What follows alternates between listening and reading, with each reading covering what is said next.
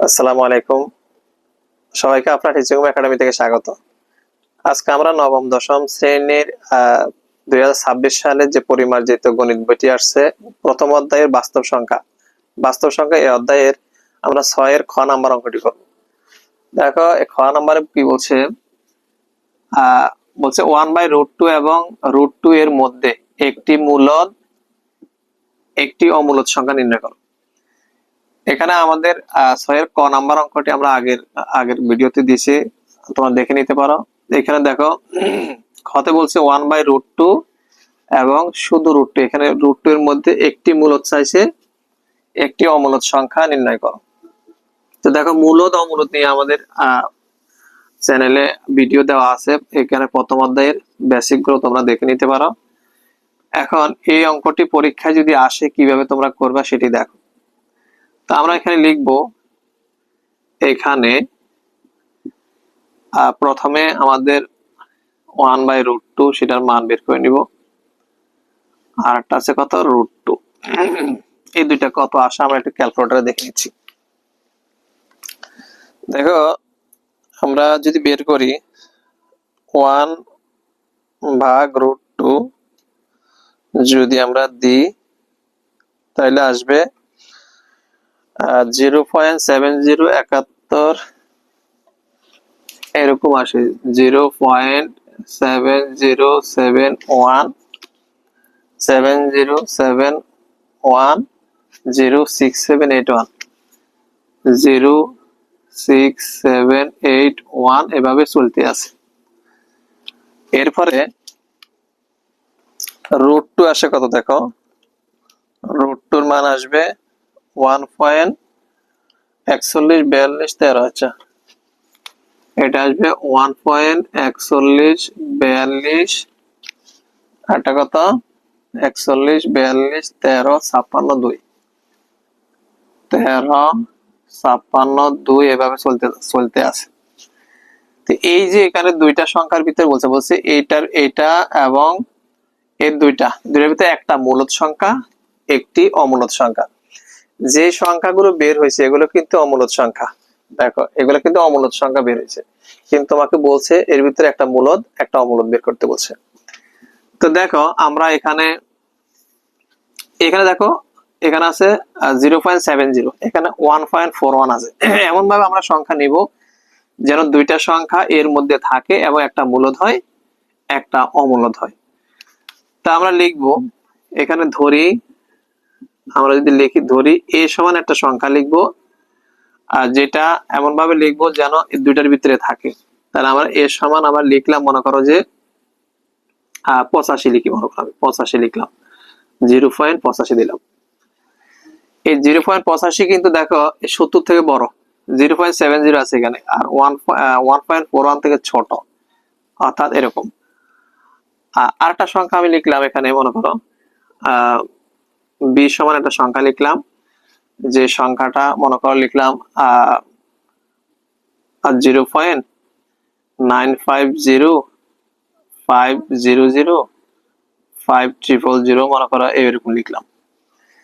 দেখো এই যে এখানে একটা সংখ্যা লিখলাম আমি, দেখো এই 0.85 এটা কিন্তু 70 থেকে বড়, আবার কিন্তু 1.41 থেকে ছোট।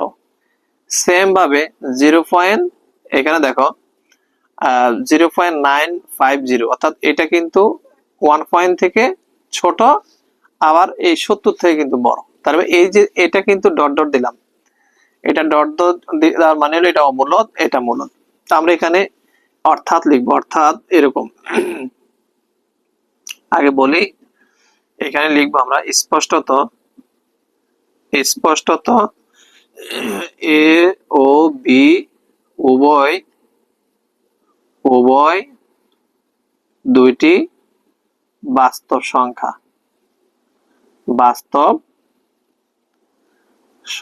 কারণ আমরা জানি যে সকল মূলদ অমূলদ সংখ্যাকে বাস্তব সংখ্যা বলে।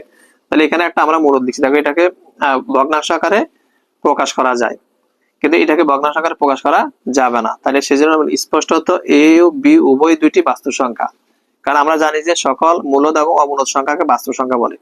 এ ও বি উভয় দুটি বাস্তব সংখ্যা যা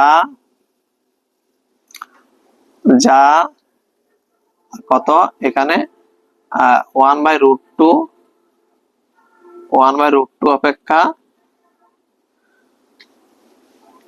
বড় এবং √2 অপেক্ষা ছোট তাইলে এ হলো, আবার লিখতে পারি আমরা, সুতরাং এ একটি মূলদ সংখ্যা, এ একটি মূলদ সংখ্যা। অর্থাৎ কেমনে এটা মূলদ সংখ্যা হলো, দেখো এটা থেকে বড় আবার বলে দিচ্ছি, এ সমান যেটা আমরা লিখছি 0. এখানে আছে কত 1/√2 সমান 0.85 লিখছি, 0.85। এটা কিন্তু এখানে 0.√2, এখানে 0.85 কিন্তু 1/√2 থেকে বড় আবার √2 থেকে ছোট এটা। এরপরে √2 যেটা আমরা লিখছি, √2 সমান আমরা পাইছি কি 0. এখানে 1/√2 হবে, 1/√2 0.9 এটা লিখছি 950 500 ডট ডট ডট দিলাম। এটা হবে 1/√2 থেকে বড় আর এখানে হবে √2 অপেক্ষা ছোট, এটা লিখলাম। অর্থাৎ আমরা লিখবো, এইখানে যেটা আছে আমরা লিখবো, সুতরাং এ কে ভগ্নাংশ আকারে প্রকাশ করা যায়। আমরা লিখবো এ কে, এ বলতে যেটা আমরা ধরছিলাম এ সমান 0.85, এ কে ভগ্নাংশ আকারে প্রকাশ করা যায়। সুতরাং এ একটি মূলদ সংখ্যা, একটি মূলদ সংখ্যা।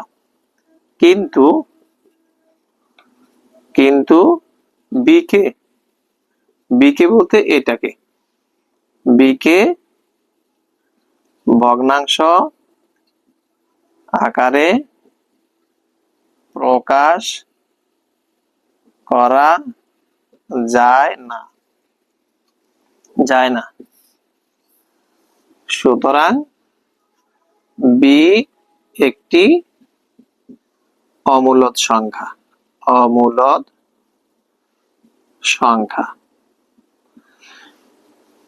সুতরাং এ একটি মূলদ সংখ্যা, বি একটি অমূলদ সংখ্যা, এটা তোমার কাছে চাইছে। অর্থাৎ এখানে দেখো এটাকে ভগ্নাংশ আকারে প্রকাশ করা যায়, তাহলে এটা কি একটি মূলদ সংখ্যা। আমাদের কাছে প্রশ্নতে বলছে একটা মূলদ একটা অমূলদ সংখ্যা চাইছে, তাহলে এ কে ভগ্নাংশ আকারে প্রকাশ করা যায়। দেখো এটাকে, অর্থাৎ দশমিকের পরে দুইটা ঘর, আমরা দশমিকের জন্য একটা 1, 2 ঘর 2 0 দিয়ে আমরা ভগ্নাংশ আকারে প্রকাশ করতে পারবো, কিন্তু এটাকে পারবো না।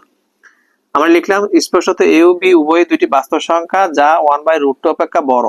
দেখো 1/√2 অপেক্ষা কিন্তু এটা বড়, আবার √2 থেকে ছোট, কারণ 1/√2 তে পাইছি আমরা এটা, আর শুধু √2 তে পাইছি এটা ছোট। সুতরাং এ একটি মূলদ সংখ্যা, অর্থাৎ এরকম 1/√2 বড়। এ কে ভগ্নাংশ আকারে প্রকাশ করা যায়, সুতরাং এ একটি মূলদ সংখ্যা, কিন্তু বি কে ভগ্নাংশ আকারে প্রকাশ করা যায় না, বি একটি অমূলদ সংখ্যা। এটা হবে এই 1/√2 এবং √2 ভিতরে একটি মূলদ এবং একটি অমূলদ সংখ্যা বের করে দিছি। আশা করি তোমরা এটা বুঝতে পারছো, একটু চর্চা করে রাখবে। এরপর আমরা 7 নম্বর অঙ্ক করবো পরের ক্লাসে ইনশাআল্লাহ। ততক্ষণ ভালো থাকো।